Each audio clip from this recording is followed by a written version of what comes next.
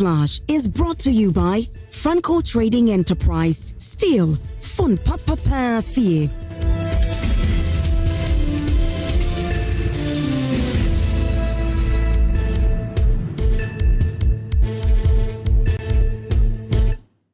My name once again is Esiedua Akumia. Now to our very first story. President of the Kejetia Federation of Traders, Akwasi Prempeh, has painted a worrying picture of the worsening sanitation crisis within Kumasi's central business district. He has detailed how a combination of poor structural planning coupled with inadequate infrastructure and economic choices are driving severe public health risk in the enclave. Akwasi Prempeh observes the CBD's biggest solid and liquid waste challenges stem from rapid architectural transformation that completely lacks municipal planning. Here's Ohiming Terrier's report.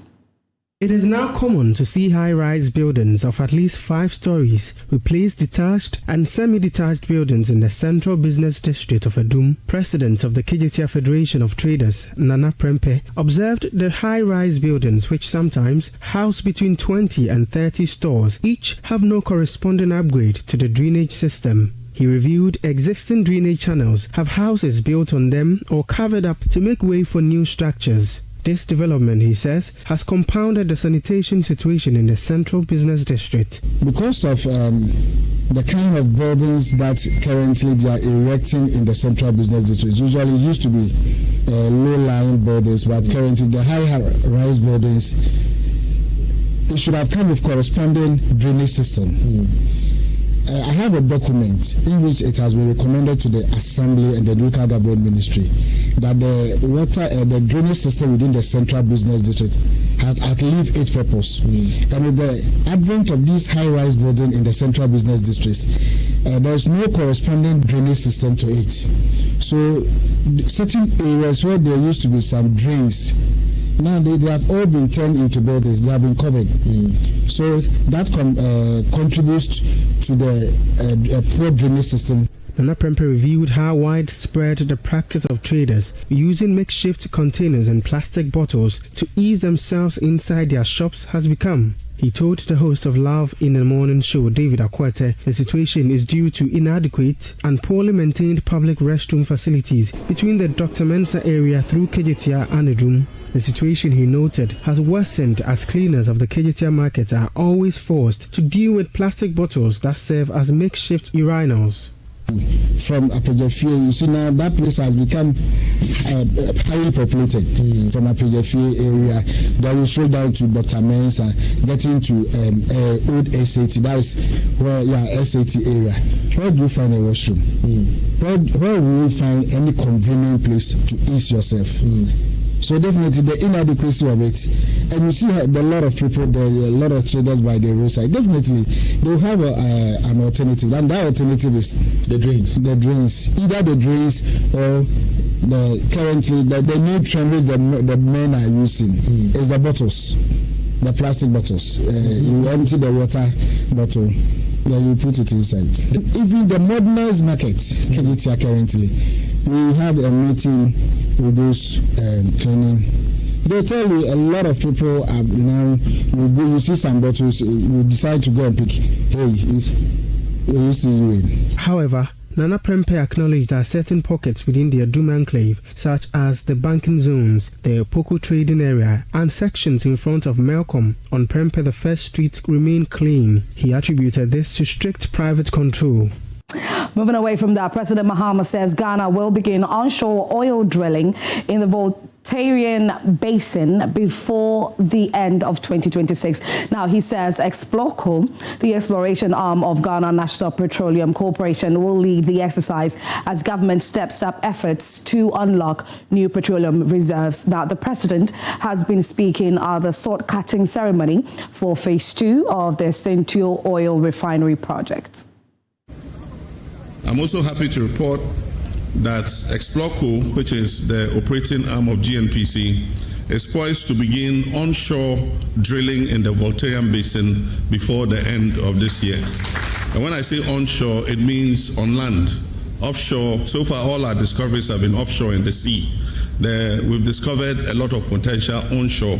And so GNPC is going to, through Explorco, start drilling wells to explore that oil before the end of this year. The research is about repositioning Ghana from a nation that primarily exports raw materials to one that processes, manufactures, refines, and creates value within its own borders. It is about ensuring that a greater share of the wealth generated from our natural resources remain in Ghana to create jobs, support businesses, build industries, and improve livelihoods. Whether it is crude oil, it is gold, bauxite, lithium, cocoa, or any agricultural produce, the future belongs to nations that move beyond the export of raw materials and embrace value addition. The future belongs to nations that refine, manufacture, and export their finished products. And this is why the expansion of Sentuo Oil Refinery is so important. It represents precisely the kind of investment Ghana needs at this stage of our development.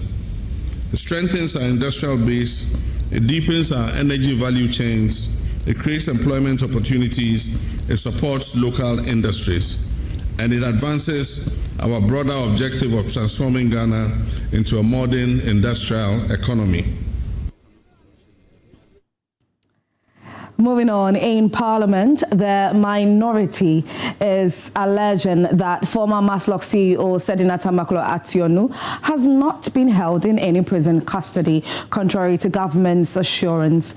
Now, Sedina Tamakloe-Attionu's whereabouts has become a major controversy in the last days after her extradition from the United States, with a section of Ghanaians demanding full government disclosure of her exact location. James Aveji has more.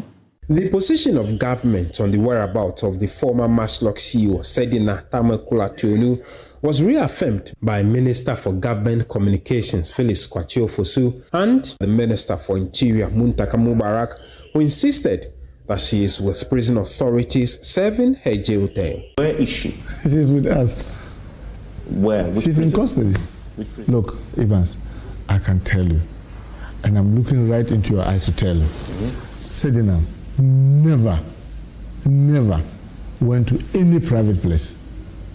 From the day she came, she had been with us, and she's with us, and she's serving her term.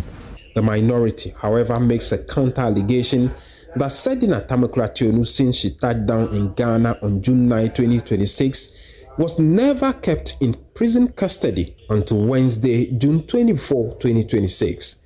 Mensah South MP Nana Ije-Bafo-Ewa, who addressed journalists on the matter in Parliament, also alleged that there have been some negotiations to grant her freedom prior to her arrival.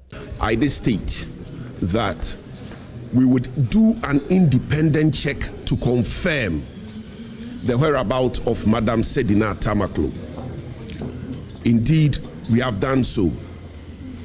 We can categorically state that until yesterday, the 24th of June, Madam Sedina Tamakloe was not in prison custody. And so from the 9th of June when she arrived to the 24th of June yesterday, she was not in prison custody.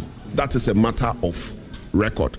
Again, she was only sent to prison custody, as I said, on the 24th of June, 15 clear days.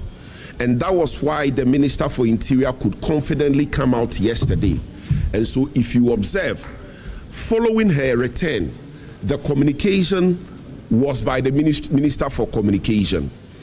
And that had a lot of controversy. And that is why the media kept pressing. And yesterday, when she was admitted into prison custody, that was when the Minister for Interior came out. We can again confirm that she is in the female prison of a medium prison installation. But we are not going to put the name of the facility out.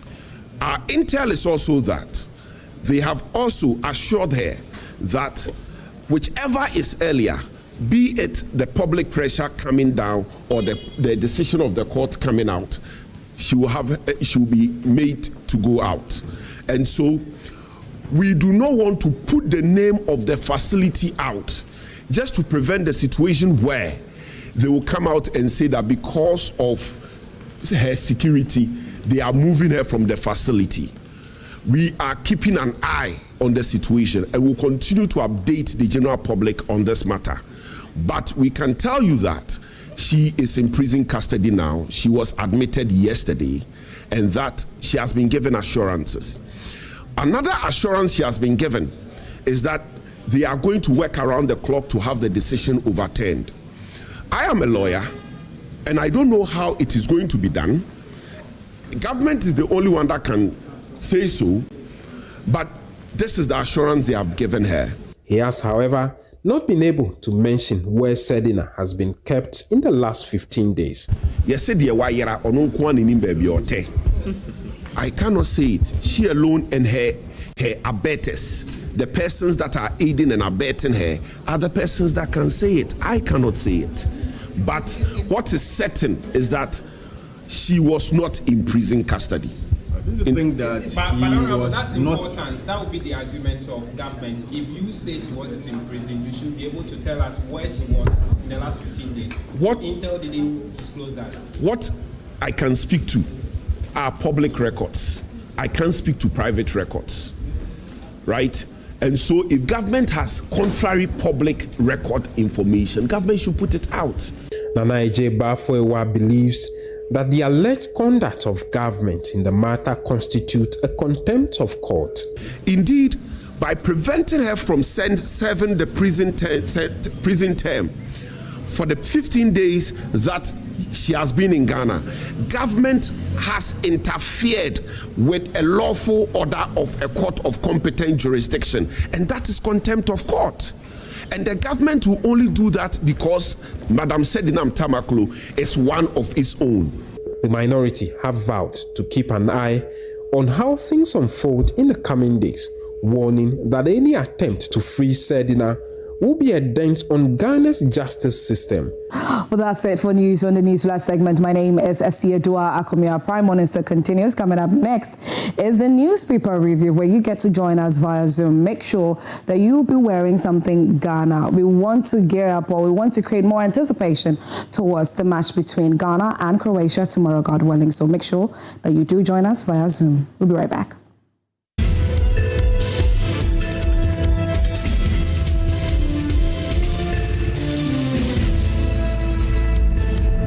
Newsflash is brought to you by Franco Trading Enterprise. Still, fun papa fie.